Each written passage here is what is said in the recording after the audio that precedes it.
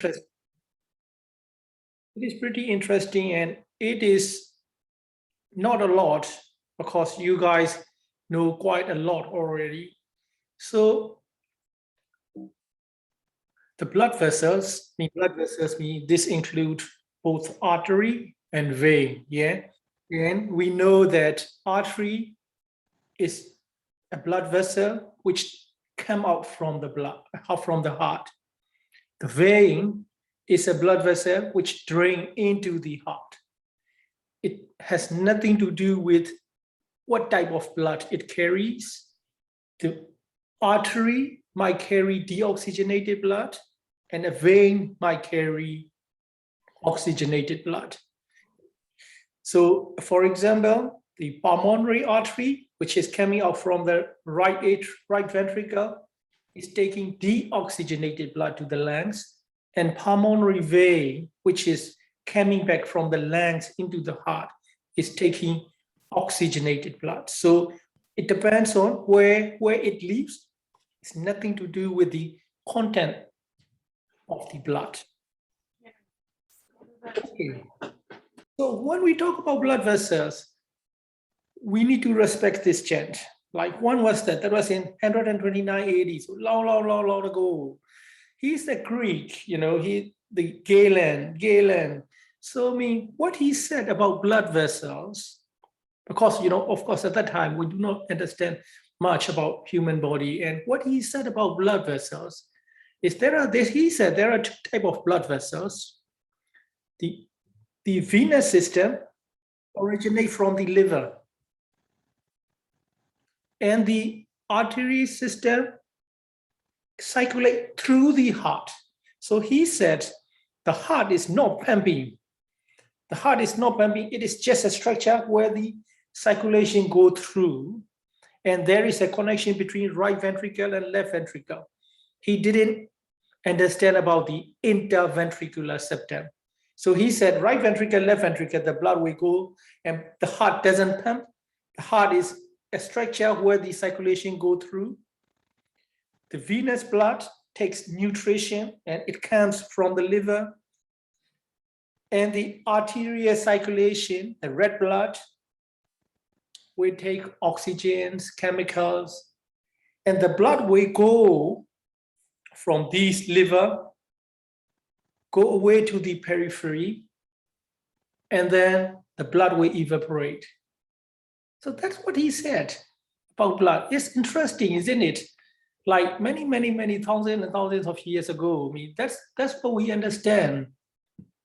But in later years, which is like 1500, 1600, so it is pretty modern, 1500, 1600. So this guy, William Harvey, he is an English physician who went to Italy, and then he did his medical degree in Italy, and then that's where he published his understanding about blood vessels. He is the person who talk about the heart. The heart is pumping. The pumping heart, from the pumping heart, the arteries come out, go for the nutrition. All the cells will use the nutrition. Deoxygenated blood will be bring back to the heart via the veins and go into the heart. So he is the modern thinking of the circulatory system, and this is where we are. This is where our knowledge is. So, like first person was Galen, Greek. This second person, which we should appreciate these people, like this English physician, and that is what we understand these days. The heart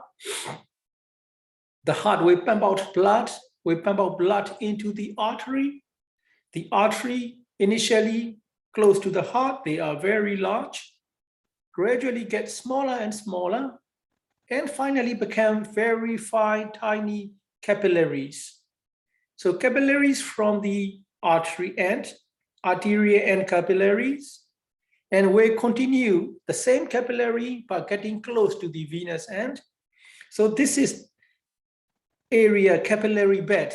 this is the capillary bed where the diffusion and oxygenation occur from the blood vessels to the tissue, and from the tissue back to the blood vessel.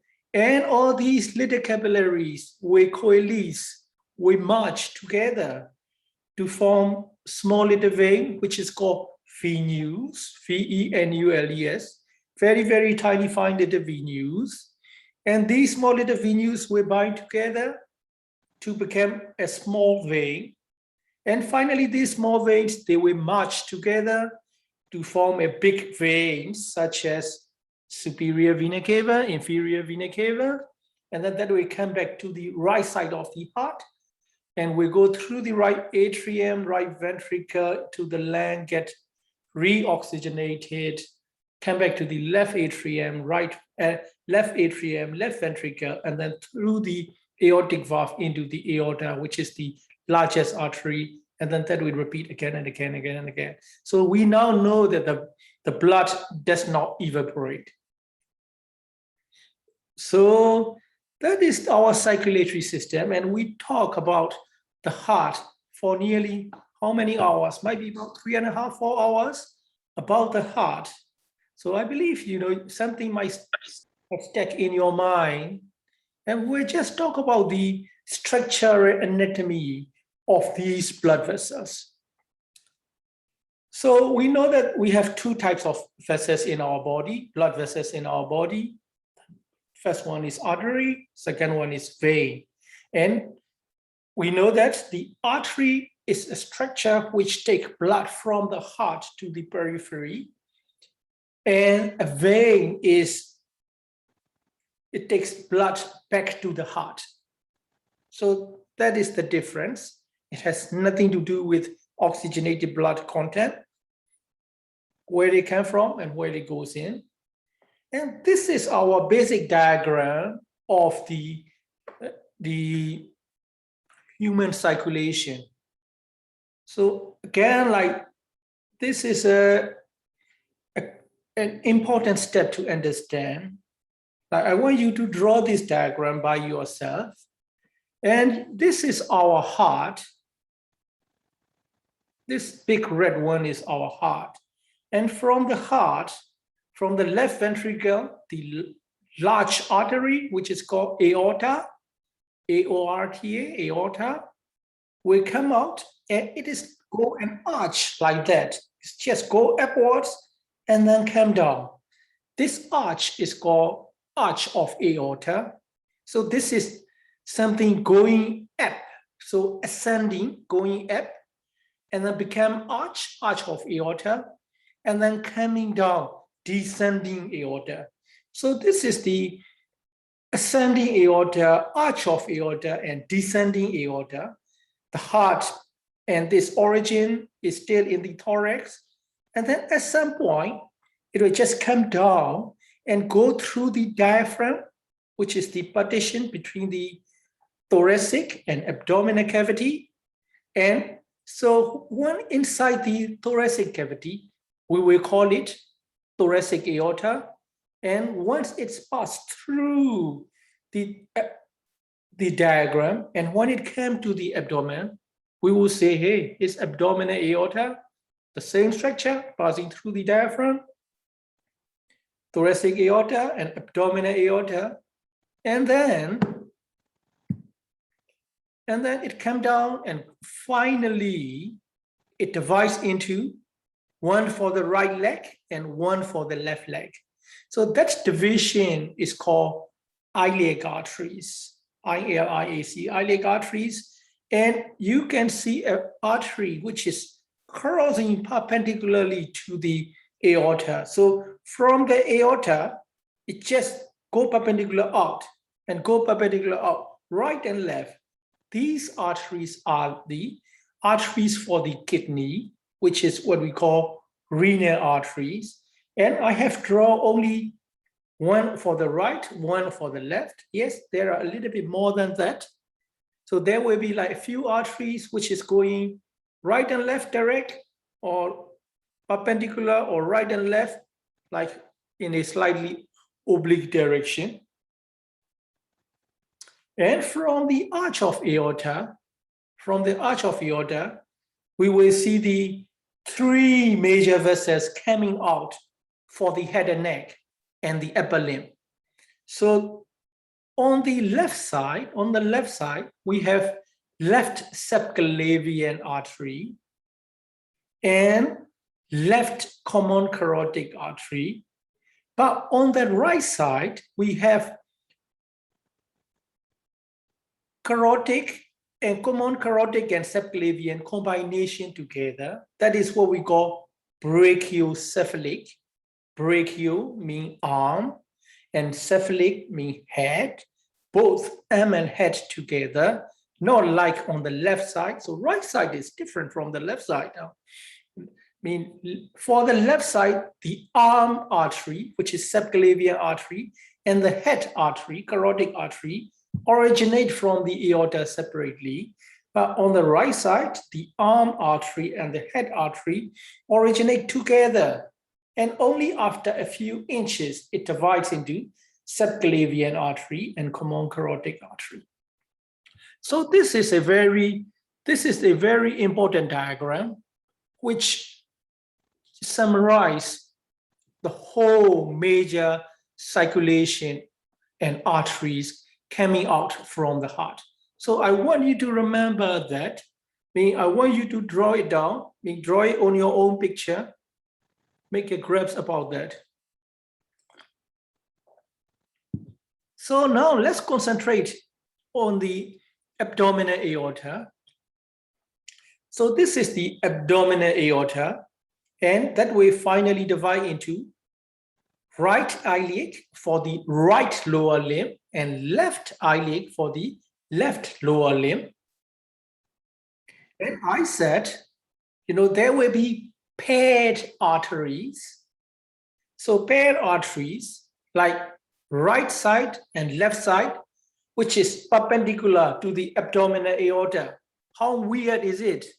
It is so weird from this big, large aorta coming down with the pressure from the heart down to the lower limb into the tummy. And this artery is very brave enough to go just directly perpendicular to big artery. These are the arteries for the kidneys. One kidney on the right, one kidney on the left. Of course, it's kidney, so we don't say kidney artery, we will say renal artery. So renal artery is the perpendicular artery to the abdominal aorta in the abdomen. Yeah, so now you can see another paired artery, but which is not as perpendicular like renal artery, which is slightly oblique down on the right and on the left. These are the gonadal arteries. So gonadal artery mean in male, they are testicular arteries, right testicular artery, left testicular artery, and in female, they will be right ovarian artery and left ovarian artery. So that means the testicle, which is in the scrotum, the blood supply comes from the tummy inside the abdomen. So yes, just, hey, the testis is in the scrotum. So therefore the blood supply is close to the scrotum. No, the blood vessel for the scrotum is coming from the abdomen, inside the abdomen. And the same thing hey, ovary is in the pelvis, too deep down in the pelvis. No, the blood vessel supply for the ovaries comes from the abdomen. So I want you to appreciate that. And so these are the paired arteries, renal artery, right renal, left renal, and right gonadal and left gonadal arteries. So these are paired, but there are some unpaired, so only one and single coming out directly from the anterior surface of the aorta. So unpaired arteries, like one from just on the front of the aorta, boom, come out. Another one, boom, come out. Another one, boom, come out. Lower to the gonadal artery. So 1, 2, and 3. These are the unpaired arteries. This very first unpaired artery is celiac artery, C-E-L-I-A-C, celiac artery. So celiac artery, so once the aorta pass through the abdomen, just suddenly, immediately, once it get to the abdomen, this branch come out. That is what we call celiac artery. Of course, what is it going to supply? Because just underneath the abdomen, so on one side of the abdomen, we have our heart. On the other side of the abdomen, we have stomach. So this celiac artery is going to give blood supply to the stomach and those structures nearby. This is, and second artery above the renal artery is called superior mesenteric artery. If we have superior mesenteric artery, we will have inferior mesenteric artery. So superior mesenteric artery will give everything after the stomach and duodenum. So like our small intestines, early part of the large intestine, we get blood supply from the superior mesenteric artery, and inferior mesenteric artery we give blood supply to the lower part of the gastrointestinal tract, like transverse colon, descending colon, just close down to the anus. So this is like such an important diagram for me, and I want you to grab that as well. That is the way where the main major arteries are, and that is the relationship between the heart and the relationship between the different branches. So I'm going to repeat that again. So from the heart, the aorta came out. Going up aorta is called ascending aorta, become an arch and dome. This is called arch of aorta. And coming down, it is called descending aorta. It is still in the thorax. And from the thorax, keep going down. It passes through the diaphragm, which is the partition between the thoracic and abdomen.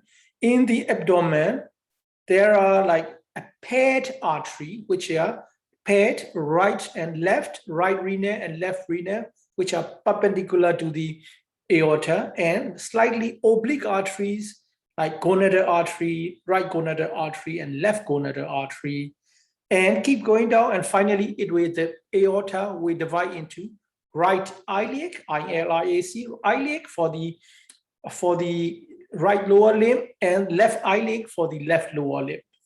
And from the arch of aorta, 3 branches come out. On the right, brachiocephalic, brachial arm, cephalic head, brachiocephalic, arm and head together. That will go for a few inches. And finally, they divide subclavian and carotid, common carotid. On the left, subclavian and common carotid start separate from the arch of aorta. And this is the abdominal arteries from the aorta, paired renal artery and testicular arteries or ovarian arteries, and single celiac, superior mesenteric and inferior mesenteric. Finally, the aorta will split into right common iliac and left common iliac. So that is the distribution of the blood for our body. And if we look at the blood vessel, like now we are going to look at the anatomy, the detailed structures of a blood vessel. It doesn't matter aorta or small little capillaries. So every artery, but when I say every artery, might be large, medium, or small artery. Capillaries, they are too small, and therefore they are not included in artery. They are not included in vein. So we will discuss capillaries in a slightly different way. So this is, when I say blood vessel, means we are talking about veins or the artery, excluding the capillary. So blood vessel wall is made of 3 layers. Hey, I believe you know 3. If you don't know something, just answer 3. So like the brain is covered with the sheet, which is called meninges, meninges. This meninge has 3 layers. Heart, how many layers at heart has? 3: endocardium, myocardium, epicardium. How about the abdominal muscles? How many muscles? 3. How about the muscles in between the ribs, like between 2nd, 3rd, 4th, 5th So these spaces, the spaces between the ribs are filled with the mast cells. How many layers do they have? 3. So everything we say is 3. So the same thing, like a blood vessel has 3 layers. They are tunica intima, media, adventitia. So tunica intima, intimate, very close to the blood which carries. So this is the lumen of the blood vessel, and this is the innermost layer of the blood vessel, and this layer is called tunica intima, very intimate, very close to the blood. So its job is to let the blood go, yeah? Let the blood go without any resistance. So it's only for the chest lining and make it smooth wall lining. So usually tunica intimas are made with flat cells, which are squamous epithelium, and they don't do much. They just let the blood to flow. They just let the blood to flow smooth. That is the job of the tunica intima, intimate with the blood it contains. So it is closer to the lumen. Of course, it comes out. Tunica intima media is the middle layer. Media is the middle layer. And this tunica media is made of mast cells. So simple as that. Tunica intima media is in the middle layer, which is made of mast cells. So depending on what type of artery, like aorta or the radial artery or small little artery, depending on the type and size of the artery, we will change the content of the mast cell in a slightly different way. Hey, this artery needs more mast cell, or we will say, hey, this artery doesn't need a lot of mast cell. So like might be a lot of mast cell or might be small mast cell, but in the middle layer, we are going to get mast cell anyway. And tunica adventitia is the outermost layer. Look at that. Tunica adventitia is. So tunica adventitia, it is outermost. So its function is for protection, isn't it? Like the outermost structure is for protection, like our skin. What is the function of our skin? If we have to answer only one, that will be protection. So it will protect from bacteria like small organism or heat or temperature. It is for protection. So outermost layer is almost always protection. And this does the job. Tunica adventitia just keep everything in order from outside. And it gives attachment to the surrounding structure. Because once the heart beat, then the blood will flow through the artery. And if the artery is not stuck to the underlying structure, it will be just running whenever the heart is pumping. So if the heart pumps, the blood vessel will shake. So it should not happen. And therefore, this tunica adventitia has got some connective tissue, and then that will glue down the blood vessel with the surroundings, so that the blood vessel might just expand, but does not shake. Does not shake with the heart pump. Otherwise, it will be so troublesome. So that is the basic structures of a artery or a vein. But as I say, depending on where it is and what type of vessel it is, we are going to change some content as we like. Yeah. So tunica intima is the innermost layer. Its innermost layer. The cells are flat and the cells are smooth. What sort of cell do we want? Of course, flat cell is squamous epithelium. But this squamous epithelium, we are using for the blood vessel. We will change the name, endothelium. Endo means inside, thelium, epithelium. So innermost layer cell, endothelium. So we will not say, hey, squamous cell, that's too simple. So the simple squamous epithelium, which line the inner side of the blood vessel, is called endothelium.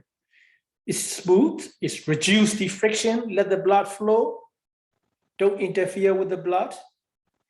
And if a blood vessel is big enough, or if the diameter is more than 1 millimeter, we will have another layer, which is what we call subendothelial layer. Because endothelium, subendothelium, tunica tunica media, and tunica adventitia. So there, if the blood vessel is small, of course, to make it big, we have to put another layer. So that is what we call subendothelial layer, just underneath the endothelium. Therefore, we will say subendothelial layer. So that is tunica intima. This is, now we are going to talk about tunica media. Media means middle, and it is made of muscle. Yes, now we start talking about smooth muscle. We haven't talked about smooth muscle once we talk about these small little bits and pieces. We have talked in detail about the skeletal muscle. We have talked in details about the cardiac muscle. Now we start seeing some sort of smooth muscle. So smooth muscle is these smooth muscles, they make the tunica media. And of course, an artery has to expand and relax. So we need some sort of elastin and collagen fibers. If there is only smooth muscle, I mean, it will be such a big pressure for the heart to pump out. If we have elastic fiber, then the artery will be expansive to some extent. So tunica media has got smooth muscle, some elastin and collagen fibers. And these smooth muscles, look at that, they are arranged in circular fashion. Yeah, it's not longitudinal, it is in circular fashion. So these muscles are arranged in circular fashion so that it can expand. When they contract, they just narrow the blood vessel. When they expand, they dilate the blood vessel. When they constrict, they narrow the blood vessel. So this contraction and relaxation of circular muscle will give vasoconstriction and vasodilatation. Vaso means blood vessel, constriction means narrowing, vasoconstriction or vasodilatation. So that is the arrangement, like circular, if you go cycle and layer, it will expand, it will contract, it will expand, it will contract, vasoconstriction, vasodilatation. So this smooth muscle, it is controlled by the sympathetic nervous system, vasomotor nerve. So vaso means blood vessel, motor means motor function for the blood vessel nerve. So tunica media is quite a bit because it is important. It should dilate, it should squeeze, it should contract. And it's a little bit more factual than the tunica intima. Tunica intima is just a flat cell squamous. It is called subendothelium, and its job is to make it smooth, let the blood go. This is a little bit more than that. Tunica adventitia, outermost layer. Of course, we are going to get, it is for protection, so we are going to use connective tissue like collagen and elastin, and look at the direction of the fibers. They are arranged longitudinally along the blood vessel. It is just opposite to the tunica media muscle. These muscles are arranged in circular fashion, and tunica adventitia, they are arranged in the longitudinal fashion. And its job, because it is collagen fiber, so it will strengthen the blood vessel, and it will anchor the blood vessel to the bed, to the surrounding structure, so that it doesn't shake and wave when the heart beats up. So that's all about tunica intima and tunica intima media and adventitia. I hope it is not too difficult. Only 3 layers. As I say, if you don't know something, just say 3. And let's look at the histology slides of these tunica media, tunica intima, and tunica adventitia, and in the different vessels. Like different vessels mean the aorta, which is just originating very close to the heart, which is pretty big, which means, if the aorta, we have to take a lot of pressure because the heart is our systolic blood pressure is 110, 120. So when the heart beats, the heart pressure need to be more than 110, 120. So the aorta has to absorb such a large energy. The heart beats and it has to absorb. So because large amount of blood come out from the heart, being pushed into the aorta. So this aorta has to absorb a lot of pressure. So it needs a lot of expansion to absorb the pressure. And therefore, the aorta need to be more or less elastic. So elastic, so that is what we call elastic arteries. So look at the diagram here. This is the lumen. So this side is the lumen, tunica intima, media, adventitia. And tunica intima, media, adventitia. Look at that. Tunica intima is just a flat cell, nothing more than that. Squamous epithelium, which will be here. Tunica media, it will have a lot of elastic fibers, so that it put a lot of elastic fibers so that the aorta can be a lot more expansive to absorb the energy which comes from the heart with the pump of the blood into the aorta. Look at the thickness. Look at the thickness of the tunica intima media, and look at, it's just a tunica media. Look at the thickness. That thickness is really, really big. I mean, it contains a lot of smooth muscle, and it contains a lot of elastic tissue to absorb the energy being pumped out from the blood.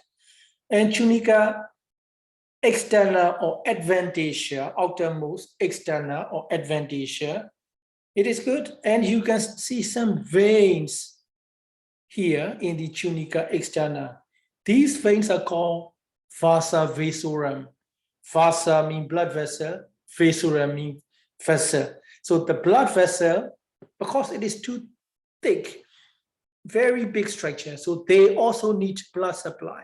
So muscles for the like big arteries like tunica intima media, if they're really thick, they also need blood supply, because any muscle needs energy, not just skeletal muscle, not just cardiac muscle, smooth muscle as well. They need energy. That energy will be coming from the arterial blood and oxygen. So these have, even the blood vessels have the blood supply, which these vessels are called vasa vasorum. So that is the elastic artery. The best example is aorta. And look at the layer thickness. Intima is just flat cell. Media is really thick, mixed with muscle and a lot of elastic tissue.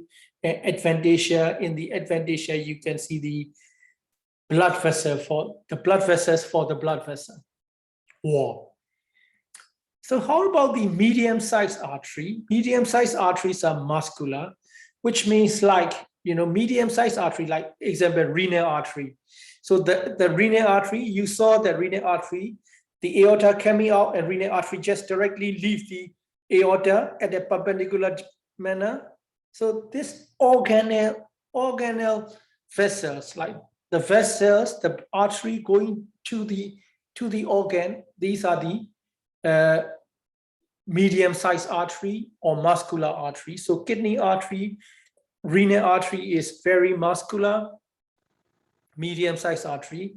And look at the thickness, tunica intima here, the same thickness. Tunica media, look at the media. Media is a lot of muscle. Here, you can see the difference. They do not mention elastin. Here, they do mention elastin fibers. So it is very much muscle, very muscular. And tunica externa, in the tunica externa, it is more of the elastic fibers. So that is the difference between the big artery like aorta and the medium-sized artery, which is like a renal artery. Right. So, or the celiac artery, or the superior mesenteric, inferior mesenteric, testicular arteries. These are the medium-sized artery, and they are very muscular in their tunica medial layer. So what about the very small little arterioles? Arterioles is just before they become capillaries. So very, very small, very small, less end stage of the artery, final stage before they become capillaries. Look at the arterioles. Their endothelium is, yes, sort of. They are losing quite a lot of tunica media.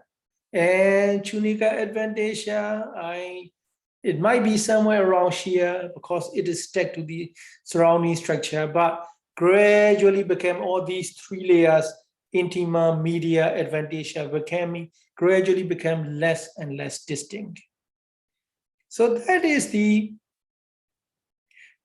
structural difference between the big artery like aorta, medium-sized artery like renal artery, testicular artery, mesenteric arteries, and the very, very small artery like the small arteries, very small, just before they become capillaries. Their structure gradually became changed. Muscular artery, you can appreciate the thickness of the media, and they don't even mention the elastic fibers here because it is too much muscle. Of course, there will be some elastic fibers, but not much to mention about. And look at the elastic artery, and I want you to appreciate the vasa vasorum. Vasa vasorum is the vasa blood vessel for the blood vessel wall, vasa vasorum.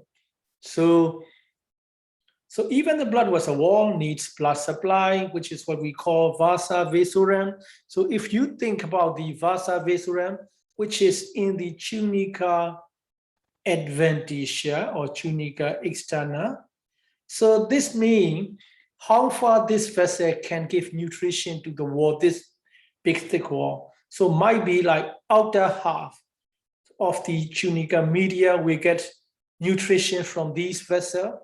Inner half might get nutrition from the diffusion from the blood inside the lumen. So that is what is inner half from the diffusion. The outer half we get blood and nutrition from the vasa vasorum. Right, it is pretty deep now into the blood vessel. And so we said artery versus vein. Artery takes blood from the heart. Vein takes blood back to the heart. And we saw a few different types of arteries, like elastic arteries. Elastic arteries means the best example is abdominal aorta, which is very close to the heart and immediately coming out from the heart. It have to accept a lot of pressure, so it need to be flexible and expansile. Muscular arteries are medium-sized arteries. So the best example is the organelle arteries. So that particular artery going to particular organ is the medium-sized artery. So the artery going to the testes, artery going to the ovaries, artery going to the kidneys. So organelle arteries are medium-sized and they are muscular arteries. And for example, celiac, superior mesenteric, inferior mesenteric. So these are the medium-sized arteries. They have a lot of muscle. And arterioles, so this is just the finer part of the medium-sized arteries, very, very small. They're just about to become capillaries, which we do not include capillaries in the artery. And in the veins, there are two types of veins, venous, very, very tiny little venous. So after the capillaries, all the capillaries emerge to form little venous and then finally become veins. And of course, the veins become bigger and bigger and finally become vena cava, superior vena cava, inferior vena cava.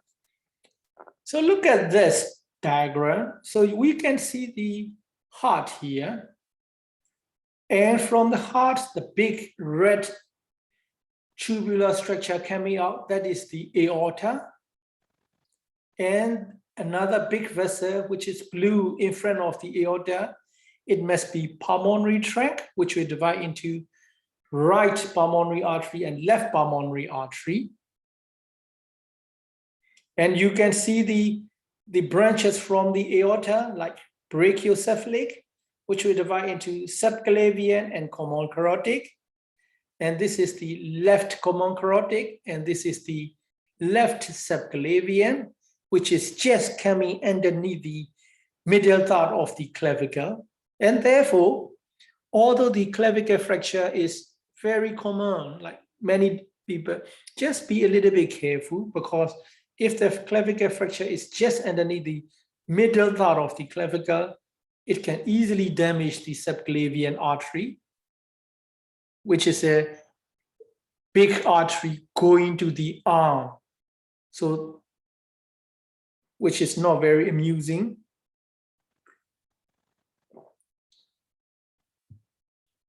So now what I want to explain to you is, just relax now. This is a little bit more physics. It is not anatomy.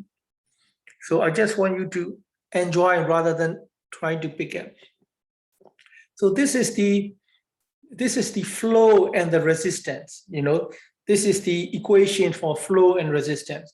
So as we know, you know, if a vessel is very large, the flow will be smooth, isn't it? It is just like our motorways, you know. If I-80 is really big, so the flow is good. So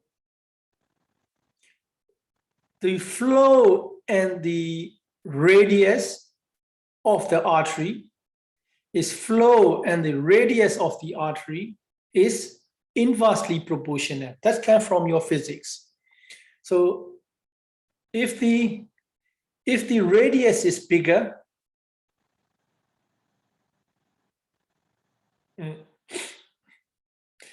the flow will be better. So directly proportional. But this R is resistance. So this resistance and the flow is inversely proportional. So if the resistance is high, the flow will be reduced. So the flow will be poor if the resistance is high. If the resistance is low, the flow will be good. So the resistance is inversely proportional to the radius of the vessel. So if the radius is bigger, the resistance will be less, like, you know, I-80. Because I-80 is wide, so there will be less resistance, the car can flow. But let's say if I-80 is very narrow, like only one lane on each side, there will be a lot of resistance. So resistance and the radius of a vessel is inversely proportional. So resistance is inversely related to the radius power of 4. So it is such a big difference. So even with the minor changes in the radius, it can change the resistance a lot. So that means, that's why, you know, the radius of the aorta need to be much bigger, and the resistance will be much less. So who talk about this? Like, this is the physics for the flow, Poiseuille's law. So this is the French guy, you know. Where is his name? Yeah, it's here, Poiseuille, and the German guy, Bruscher. So these guys, you know, try to understand, and that is the relationship between the resistance for R and the radius of the vessel, and radius power of 4 is inversely related to the resistance.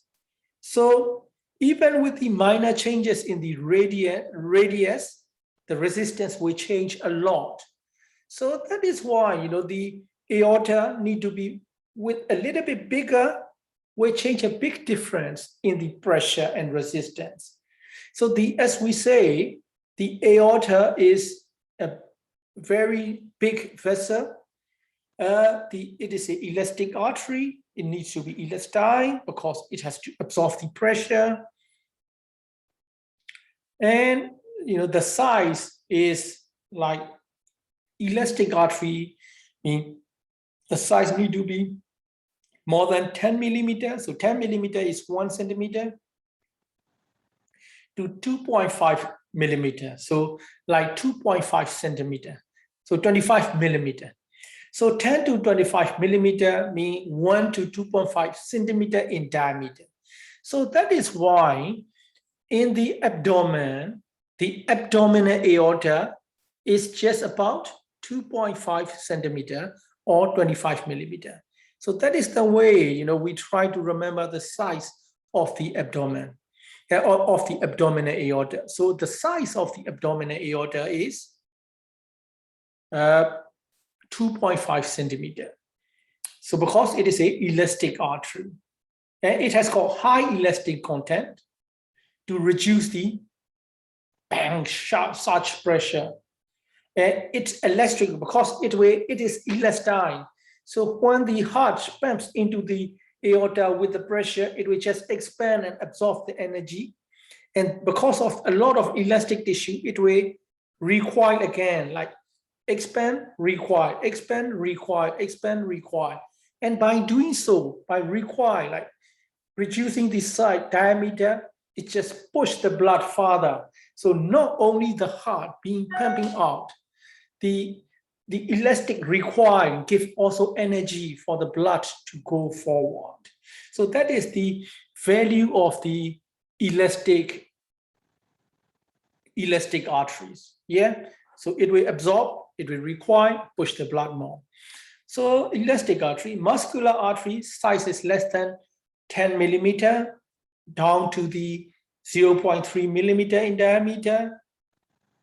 So these are the arteries of the individual organ. Of course, we said renal artery, testicular artery, ovarian artery, because the name attached to the artery. So this is the organ artery.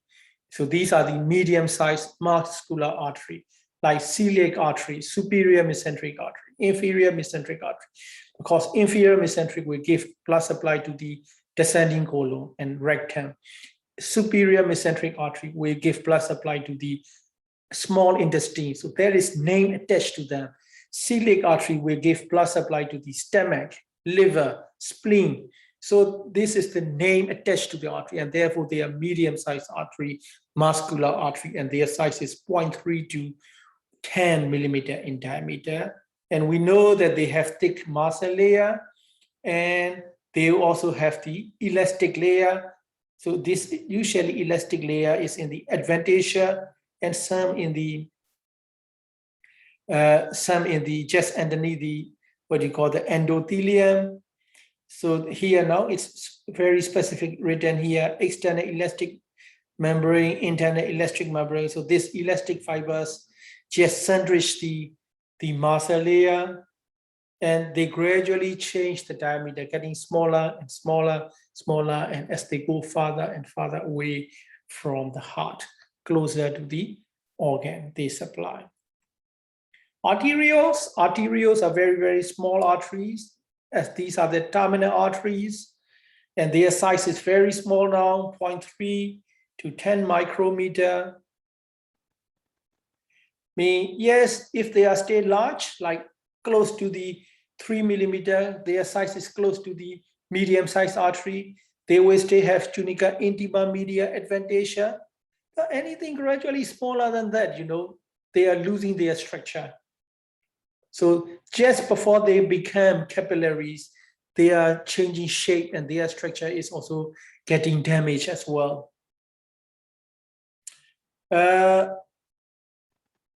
Both local factors and sympathetic fibers control the diameters of the arterioles. So local factors mean like local oxygen, hydrogen ion concentration, carbon dioxide concentration will change the size of the arteriole, as well as the sympathetic fibers, change the size of the arteriole. But of course, for the elastic and medium-sized arteries, the sympathetic only we change the diameter. And don't forget the diameter radius is inversely related to the resistance, and it's power of 4. So capillaries now we got to a very, very, very tiny small arterioles, and the arterioles finish. We cannot say any more as a artery, and they are called capillaries. So there is capillaries start from the arterial end, gradually get closer to the veins, venular end capillaries, and finally they will become venous. So the size of the capillaries is about 8 to 10 micrometers. So it is the very, very smallest vessel in our body. So the size is 8 to 10 micrometer. So, you know, RBC, like red blood cell, what is the size of RBC? Does anyone know? So the size is of 8 to 10 micrometers. What's that? Is it like 8 to 10 micrometers? Perfect. You know, that is a very good thinking. I like that. Yes, it is like the size of artery is just about 8. So it is, they usually say, you know, most of the books will say 7.5 micrometer. So that is the way. So these capillaries are just about to accommodate the red blood cell.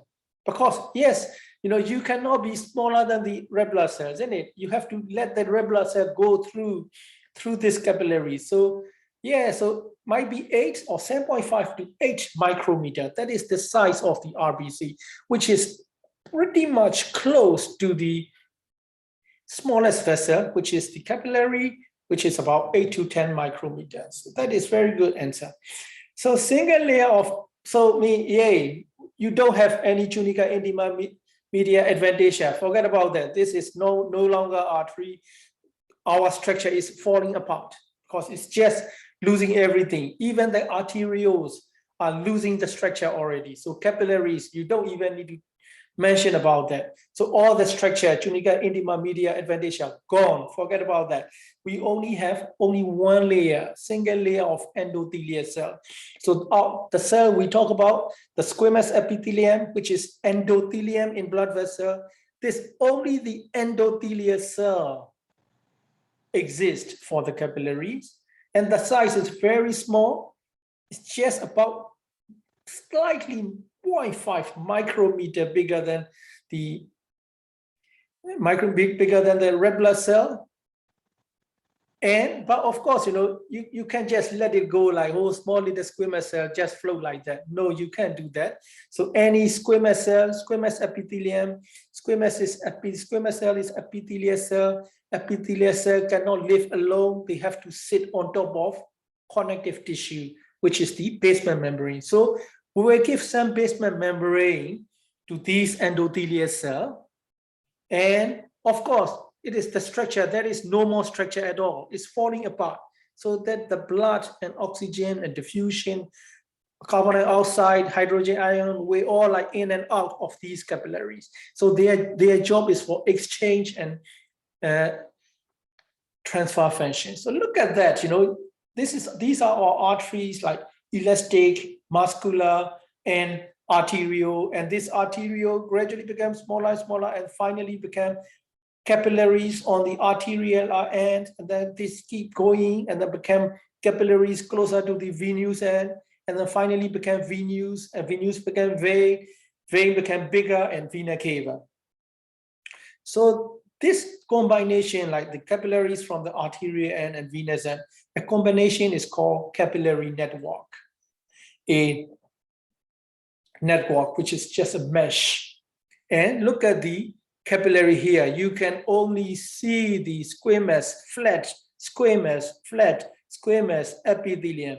But this epithelium, we don't call squamous epithelium, we call endothelium. And epithelium cell cannot sit alone. It has to sit on the basement membrane, connective tissue. That's okay. We give it a something to sit on, small little basement membrane to sit on. The flat squamous epithelium is there. So that is the structure of the capillary. So now, this diagram is just trying to tease a little bit. So I will just go through this diagram before we go for a break. So look at that. Artery, tunica intima. Where is tunica intima? Here, tunica intima, innermost layer. Look at that intima, which line the lumen. What is tunica media? This is the marsa layer. And tunica externa here. In the tunica externa, we have vasa vasorum, vasa vessel for the blood vessel. So blood vessel, wall vessel here. That's in the tunica externa. Let's look at the tunica media. Tunica media is here, smooth muscle here. Now in the muscular artery, you will have internal elastic membrane and external elastic membrane, which sandwich the muscular layer. We might not have that in the elastic artery because elastic artery has elastin introduced already in the tunica media. So this must be tunica media.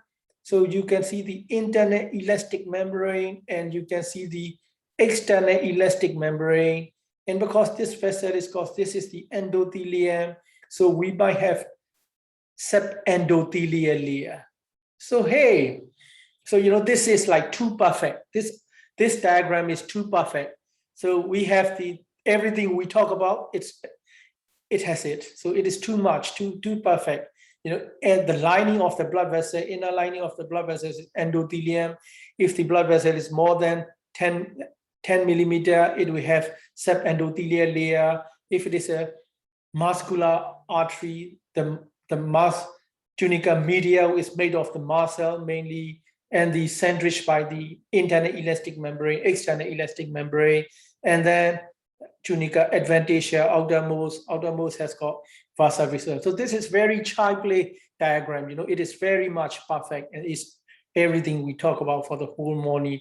And now it comes to the capillary network, and capillary is nothing more than the flat squamous cell, which is sitting on the basement membrane. So yeah, it is.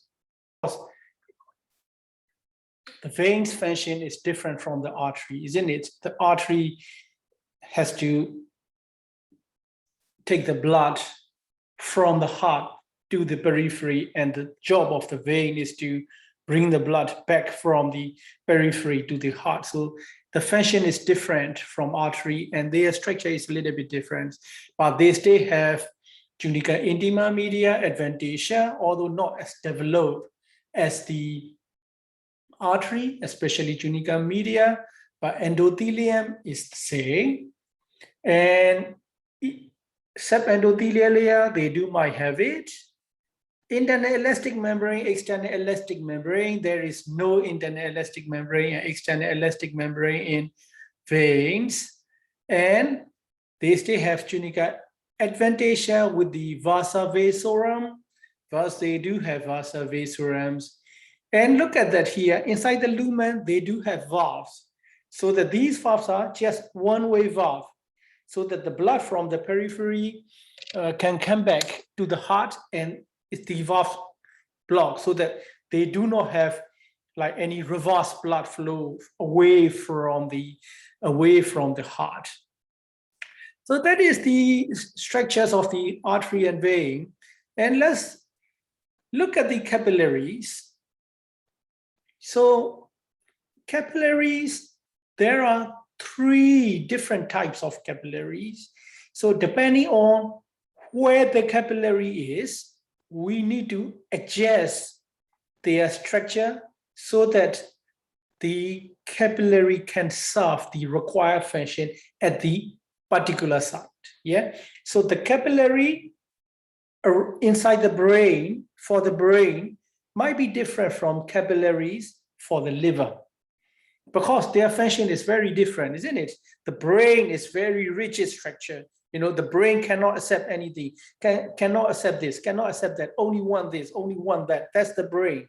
So the brain is very functionally rigid structure. So the capillaries for the brain need to be fine-tuned to a particular way the brain wants. On the other hand, like something like liver is going to accept anything, everything. So the structure of the capillaries for the liver will be very much different from the capillaries for the brain. So therefore, you know, the body creates 3 different types of structures for capillaries so that they can be used in different way. So let's look at that. Capillaries, the first type of capillary is continuous capillary. Continuous capillaries means the endothelial cells, they are in continuity with each other. There is no gap or cleft. So we can see the junction between this squamous epithelial cell, endothelial cell, and this endothelial cell. There is a little cleft, but that little cleft is very, very, very tiny, very, very tiny. So on top of that, you will see this endothelium or squamous epithelium will sit on the basement membrane, this light blue color, and around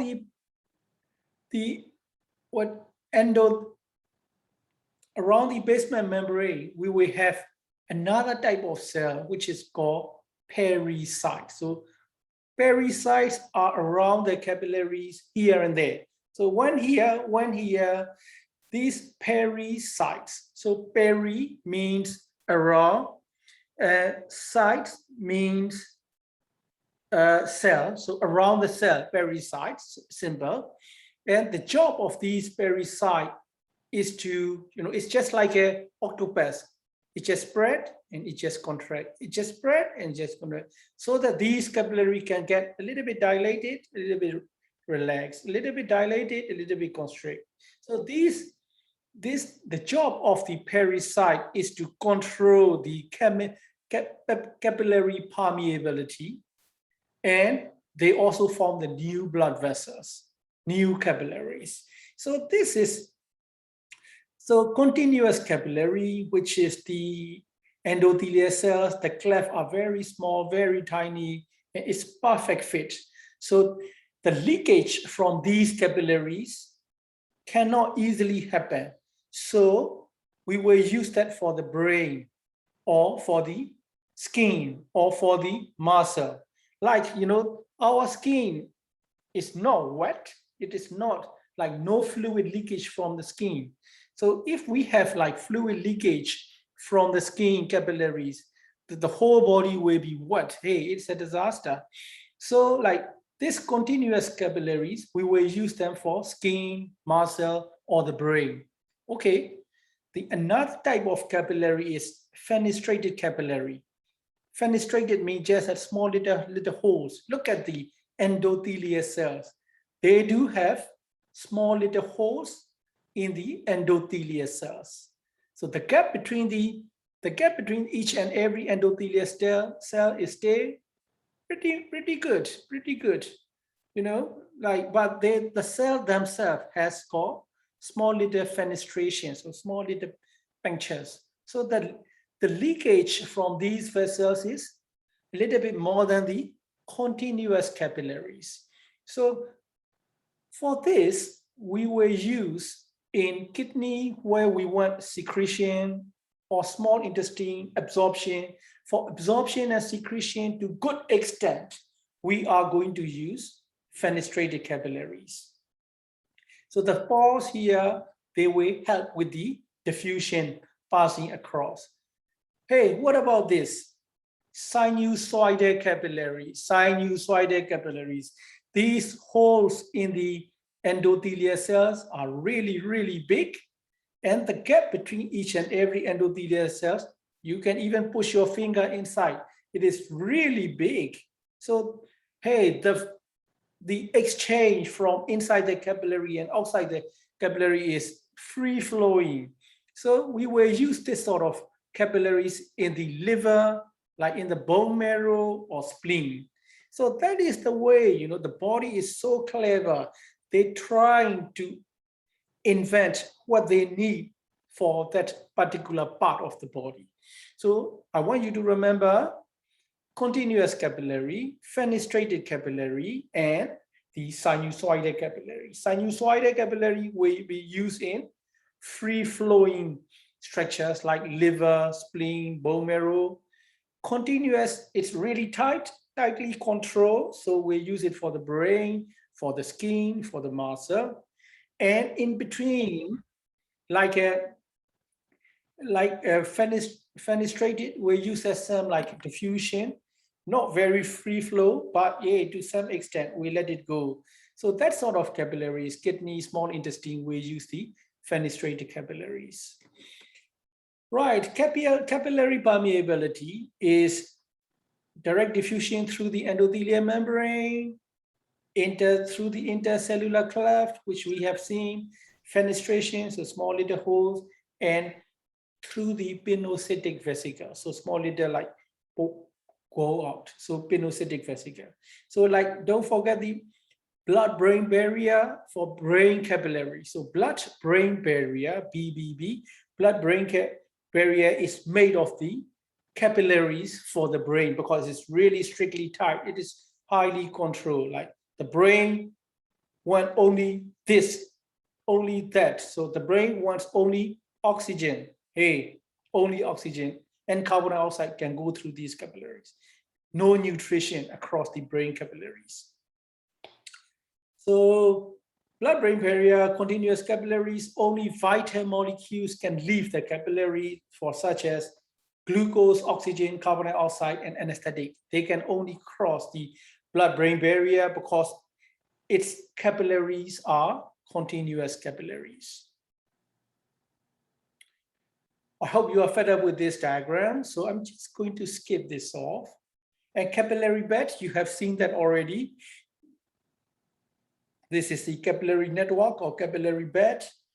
Capillary beds, you know, group of multiple capillaries. It starts with the metarterioles and precapillary sphincter. So metarterioles is the from arteriole, before they become capillary, they are called metarterioles. They have a precapillary sphincter, which just sphincter, so it just release and contract to control the blood flow across the capillaries. This is a very good diagram. You know, it just summarizes everything we talk about in one diagram, which is really nice. You know, I want you to go through this diagram.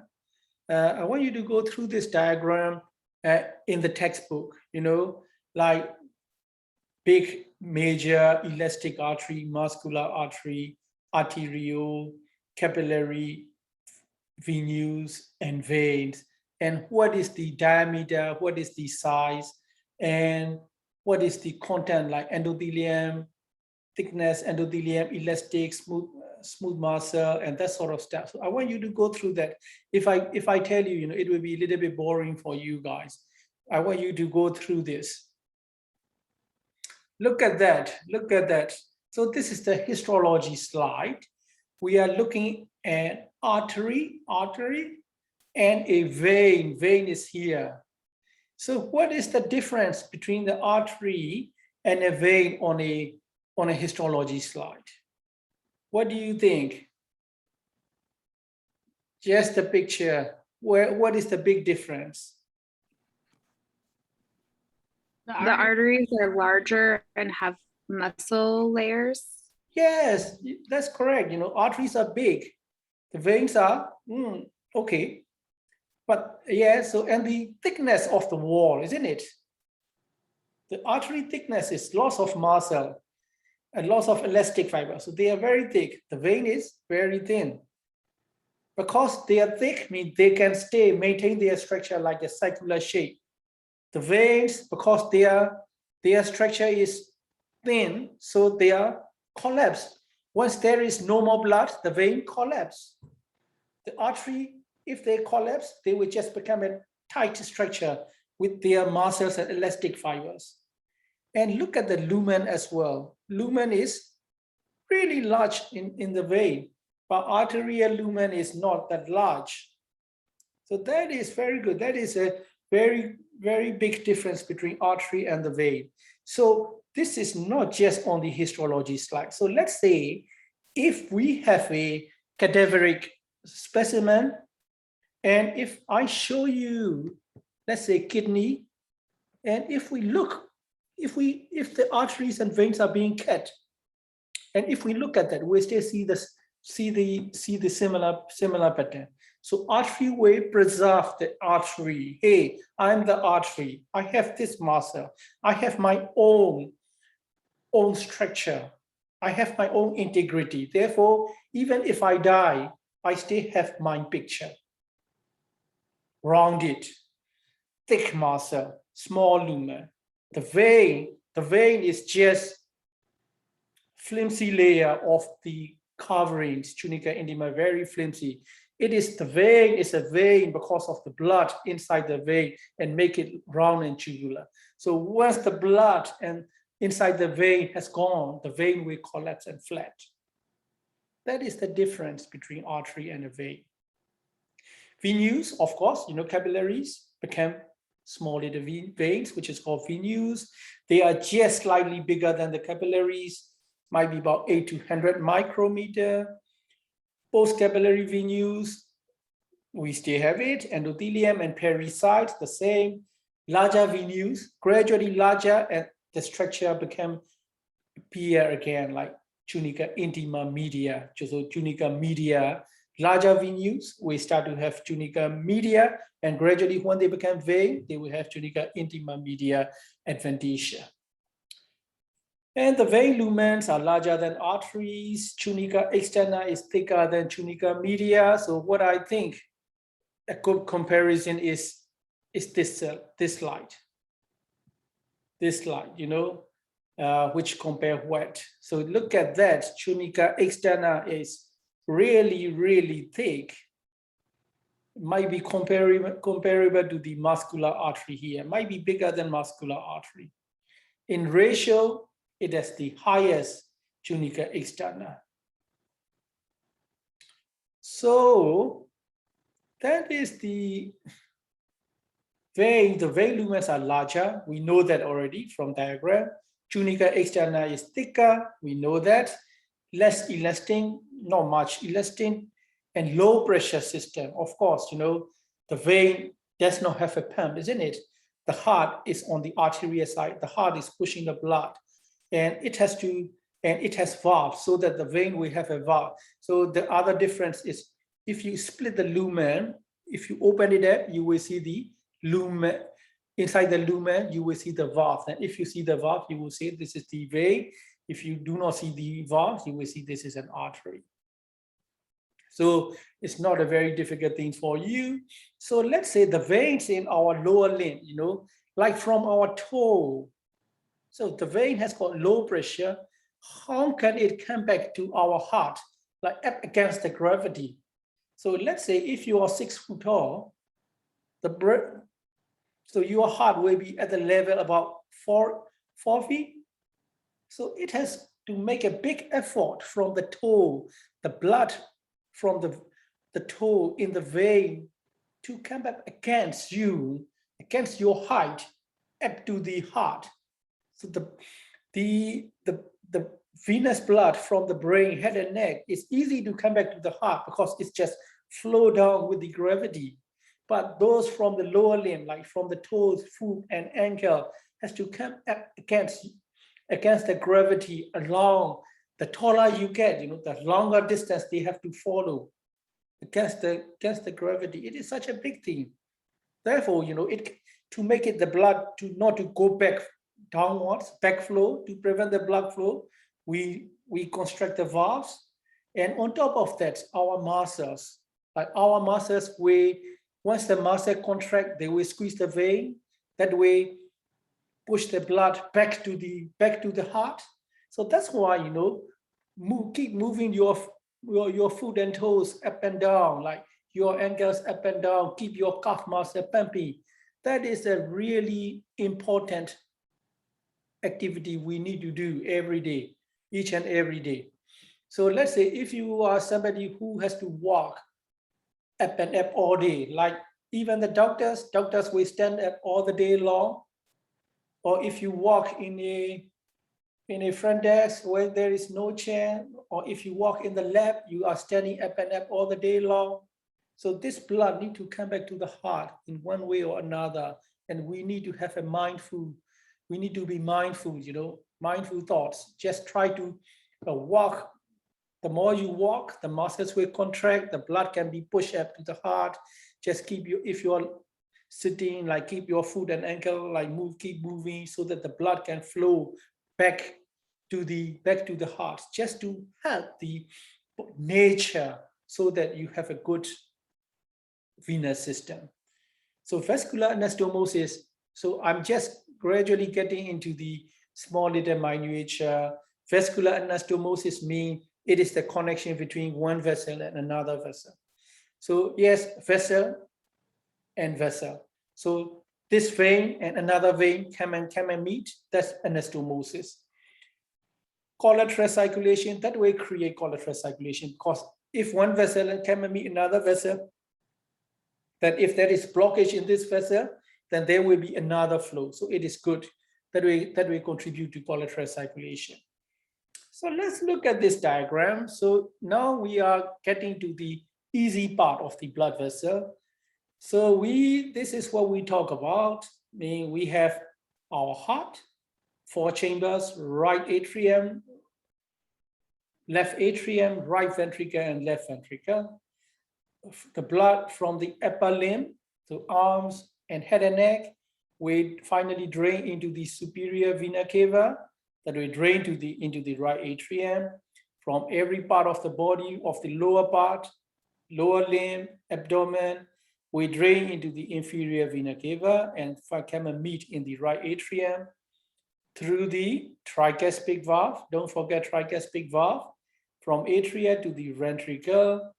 And once the ventricle pump up, it will go out through the pulmonary valve, going to the lung, pulmonary valves, into the pulmonary trunk, and into the right pulmonary artery and left pulmonary artery will go into the lungs, and this deoxygenated blue blood will get re-oxygenated in the lungs, and this oxygenated blood will come back through the 2 pulmonary veins on the left, 2 pulmonary veins on the right, into the left atrium, through the mitral valve, mitre, don't forget mitre, the bishop's head, 2 leaflets, bicuspid valve, through the mitral valve into the left ventricle, and then from the left ventricle, the blood will pump out through the aortic valve into the aorta. And here, these are our friends, brachiocephalic, left common carotid, and left subclavian artery. So this is the little bit more detail about the aorta. This is the aorta, arch of ascending aorta, arch of aorta, descending aorta, brachiocephalic, common carotid, and subclavian on the left, and the superior vena cava, inferior vena cava, and pulmonary trunk, left pulmonary artery and right pulmonary artery. This is the diagram I show you at the very early stage. Don't try to look all these little details here, but just try to grab the diagram I show you on the early lecture slides, the heart. From the heart, the aorta, ascending arch and descending. And when it is inside the thorax, it is called thoracic aorta. Through the diaphragm, it's perforate through the diaphragm, come into the abdominal cavity. And this part is called abdominal aorta. Abdominal aorta will finally end up by dividing into the right iliac artery, right common iliac artery, and left common iliac artery.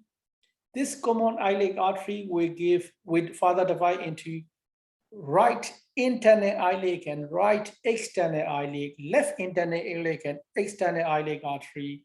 This external iliac artery will continue into the lower limbs as the femoral artery. So the same thing, like from the arch of aorta, on the right side, brachiocephalic, on the left common carotid and left subclavian. Look at the subclavian, it's just come out, and subclavian come underneath the clavicle. We go into the left upper limb. We talk about the upper limb vessels in the later lectures. And brachiocephalic, we go into brachia, arm, which is subclavian, and cephalic, head, common carotid artery.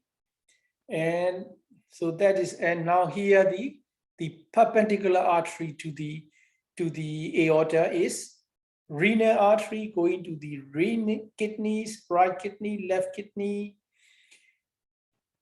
And so this is a little, mnemonic, like which structures, major structures passing the diaphragm at which vertebral level. So which major vertebra passing the diaphragm at which vertebral level. So we know that the aorta is passing through the diagram to become abdominal aorta. So A is for aorta at the level of vertebra 12. So V, inferior vena cava, coming down from the abdomen, going into through the diaphragm, it wants to go into the heart.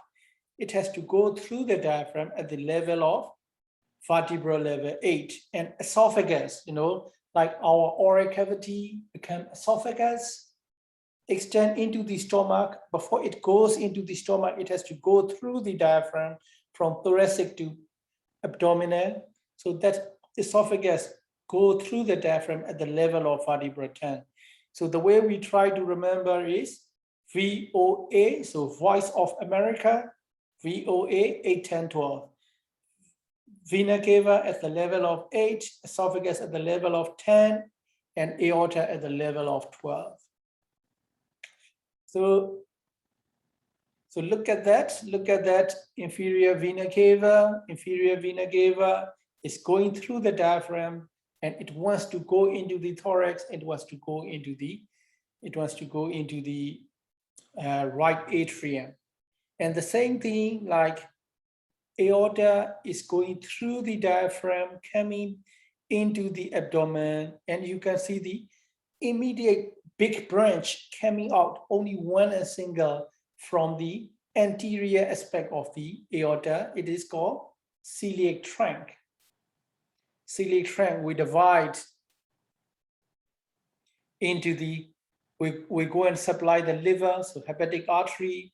We go to the spleen, so splenic artery, and we go to the stomach, so gastric artery. So splenic trunk is come out from the aorta. So it's just only one vessel coming out from the anterior aspect of the aorta, might be at the level of thoracic 12 vertebra, and liver, spleen, everything, everything upper part of the abdomen.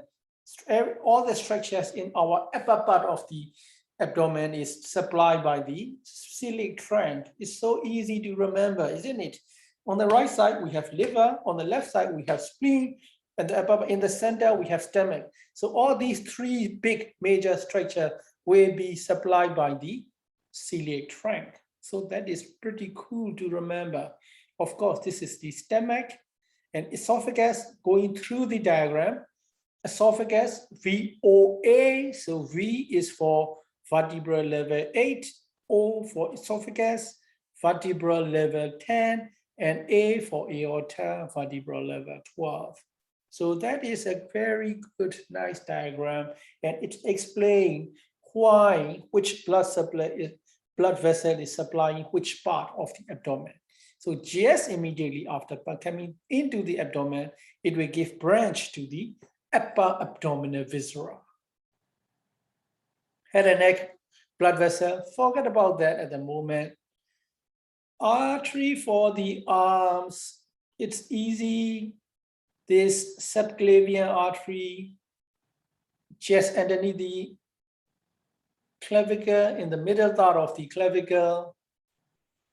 And then when it comes close to the axilla, like our armpit, the name change into axillary artery.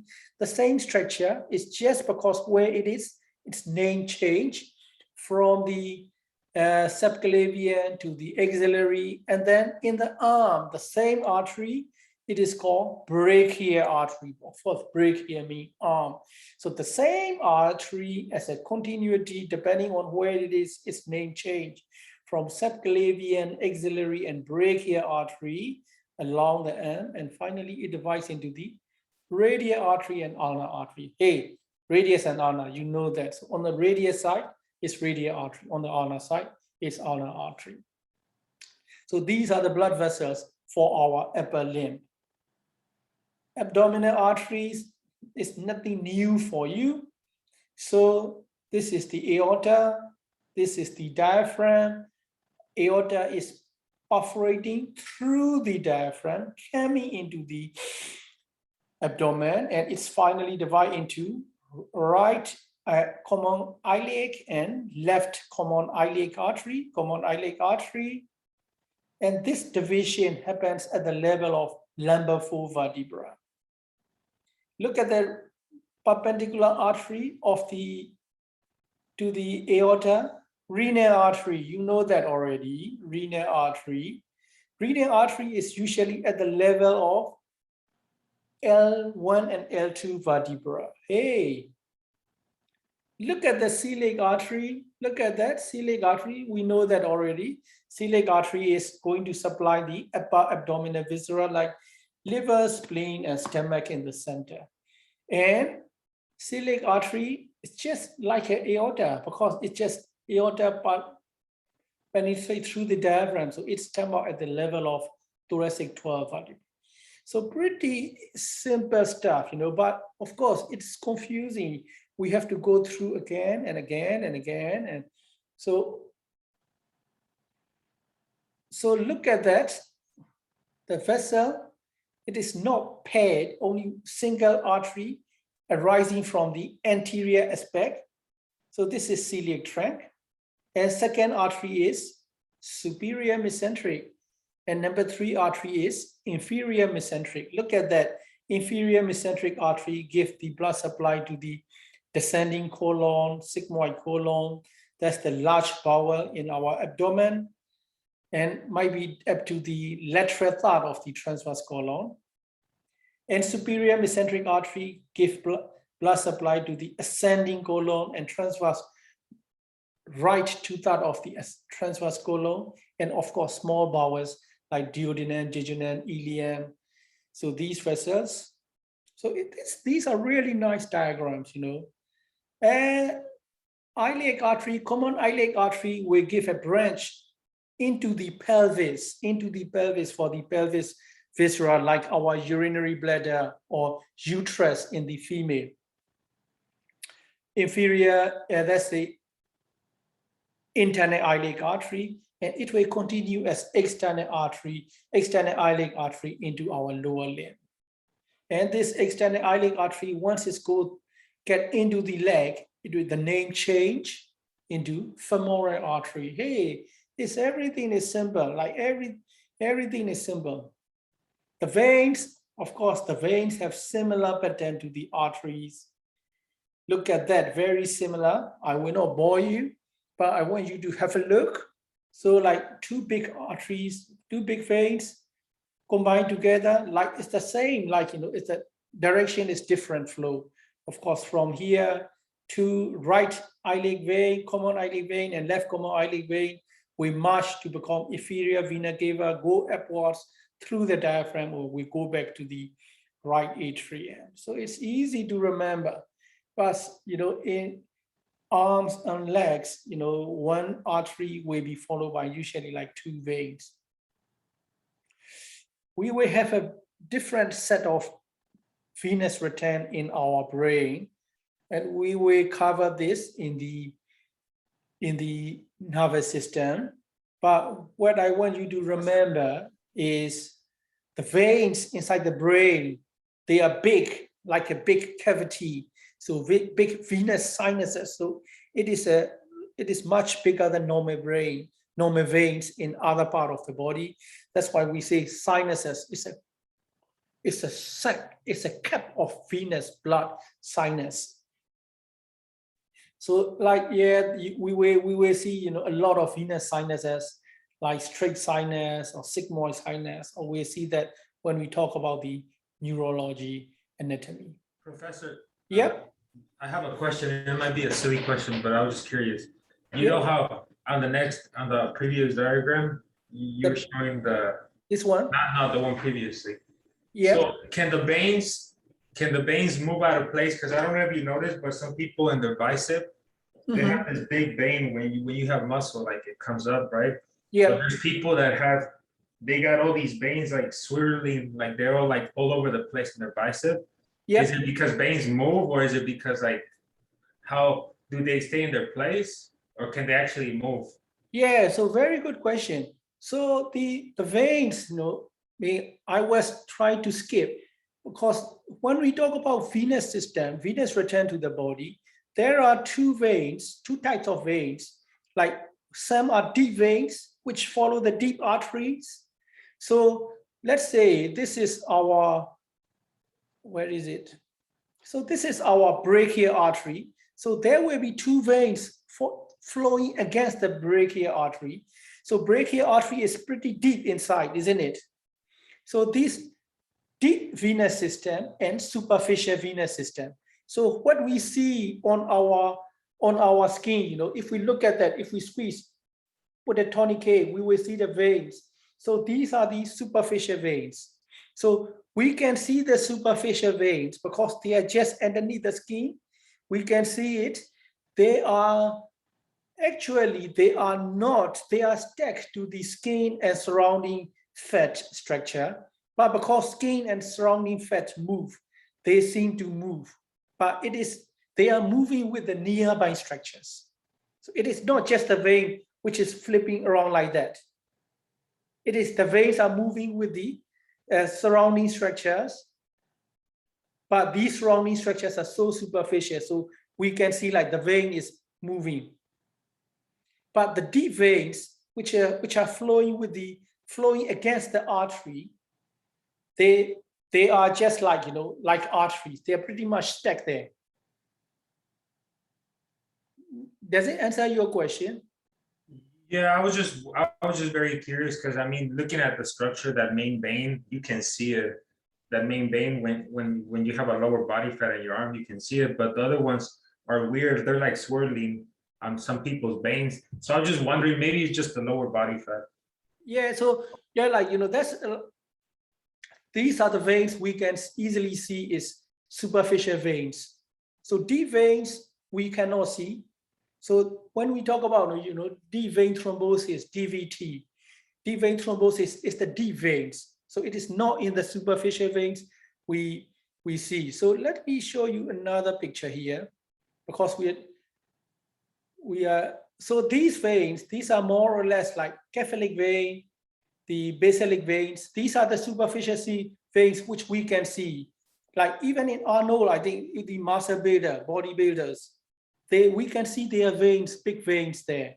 These are the superficial veins, which are cephalic veins and cephalic veins. Let me show you one. So these are the superficial veins and deep veins in the leg. So all the veins which we can see in our legs, we have to go into the deep vein, which is close to the artery. So these superficial veins, we have to go into the deep veins to come into the back of the abdomen. So in the leg, we will see, where is it? Here we go. So this is the varicose veins. Varicose veins, look at that. Some people have like tortuous, dilated, enlarged veins in their leg. If for somebody normal, you and me, we might see a little vein running here like that. These are abnormal, dilated, tortuous, and engorged veins. This is what we call varicose veins, because varicose veins happen in the superficial venous system. So superficial venous system means like the veins we can see with our naked eye without being touched. We can see the veins on our limb. That's the superficial venous system. That the valves for the superficial venous system, normally they will be like that. They will just let the blood flow only one direction, one-way ticket. But once the valves are not competent enough or damaged, the blood, there will be backflow of the venous blood down to the leg, of course, dependent portion.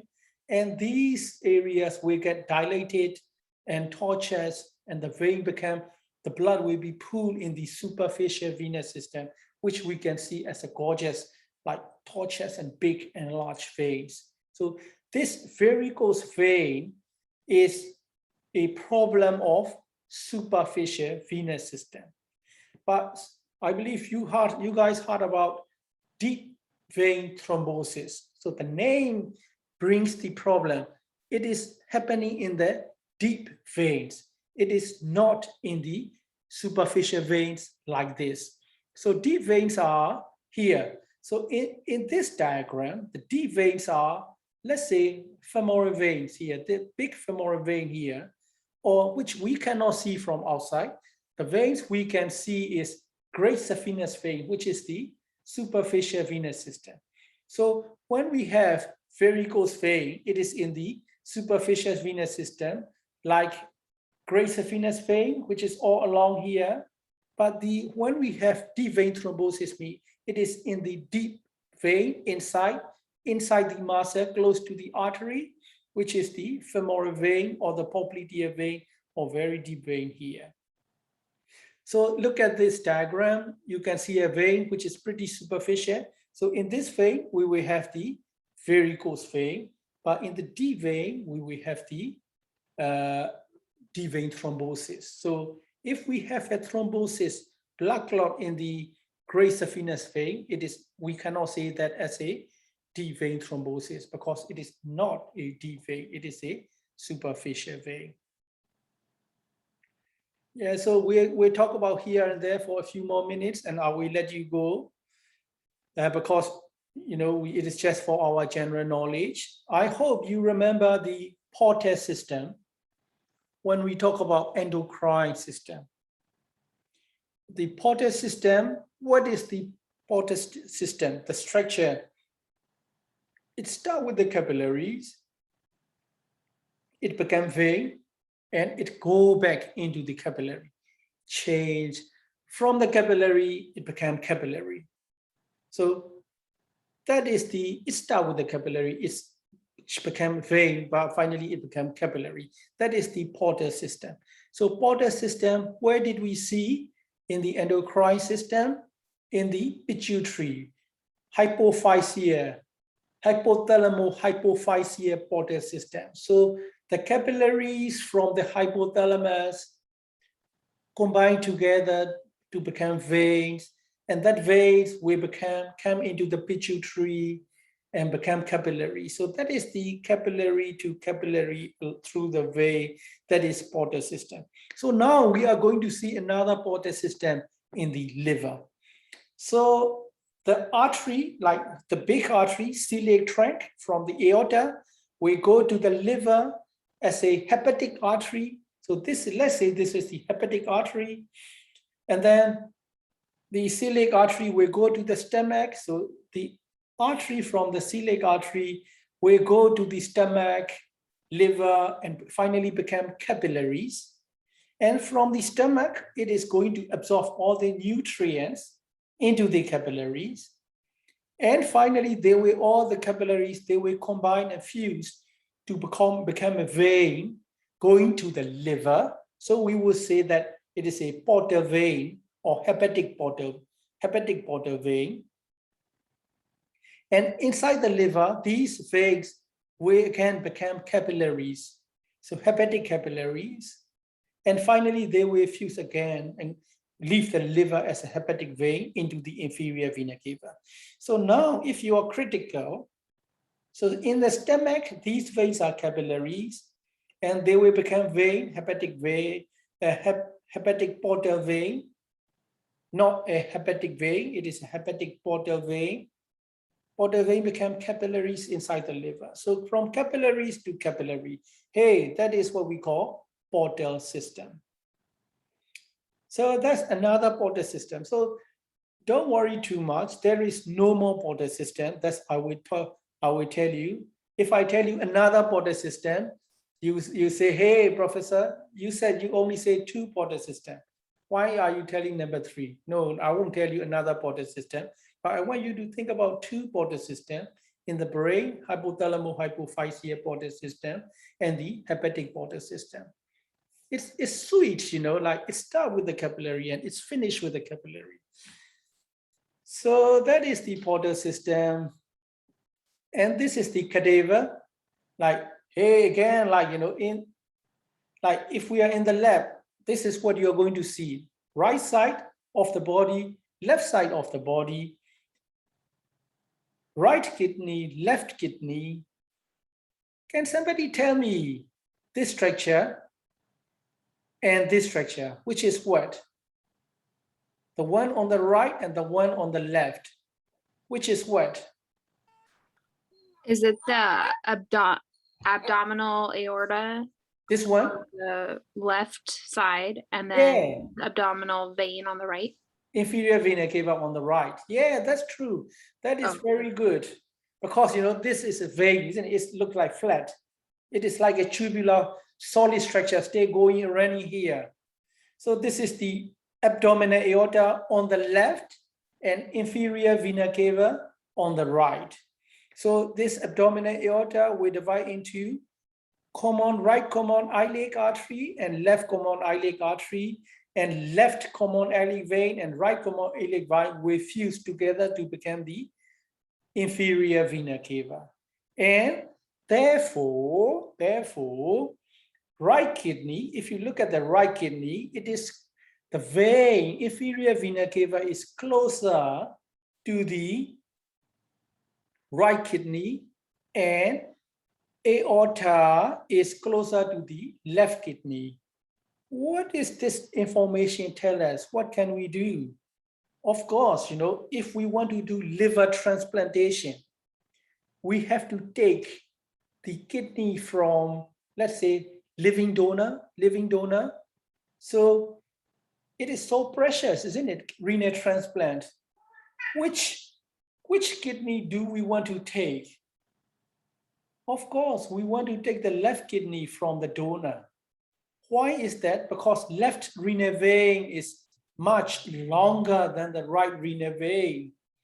Because, you know, arteries are really solid structures, a lot of muscle, so it is easy to handle, easy to stitch.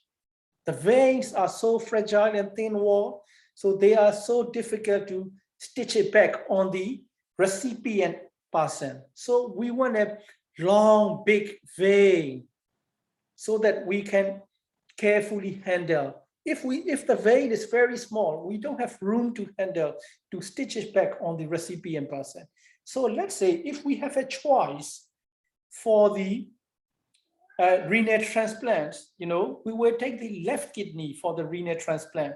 Why is that? Left renal vein is really long.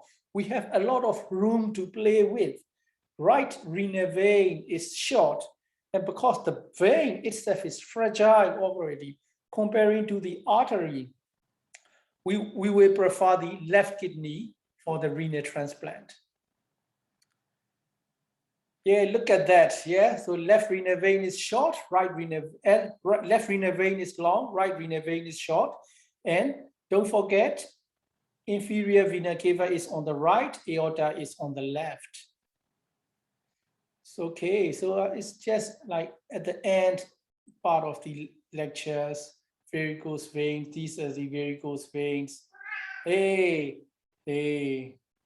So, and this is the aneurysm, you know, aneurysm means abnormal dilatation of the artery.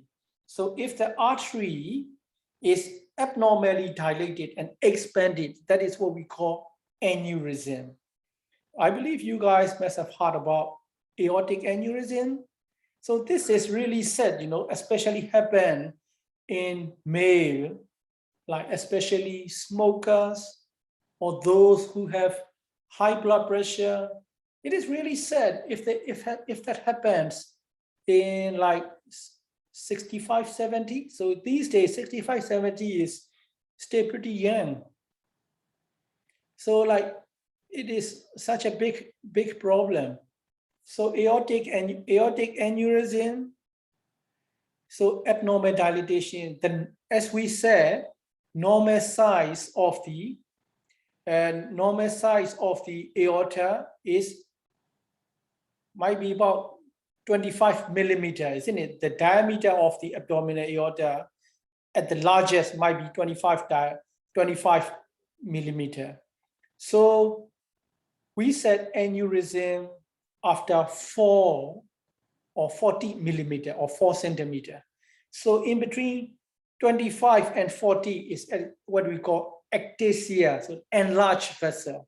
So let's say if the abdominal aorta is about 3 centimeter or 3.5 centimeter, we are not going to diagnose that patient as aneurysm. We will only say, hey, the blood vessel is dilated more than usual, ectatic blood vessel. Of course, after 4 centimeter, we will say, hey, this dilatation is too much to say just dilatation. It is become pathological, it became aneurysm. Look at that, if the blood vessel is this dilated, what is going to get damaged? Of course, the gonadal artery, like testicular artery, is not going to get a proper blood flow. The inferior mesenteric artery, the artery for the descending colon, sigmoid colon, lower part of the large intestine, is not going to get good blood supply. All right, guys, I hope it is not too much for you. Here is too much, but if you just read about it, it's all about tunica, intima, media, adventitia, only 3 layers of blood vessel, nothing more than that. And we spend about the whole morning, like about 2 hours for this. Have you got any questions?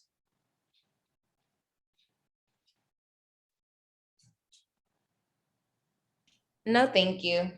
All right, Laidendra, thank you. Professor. Yeah.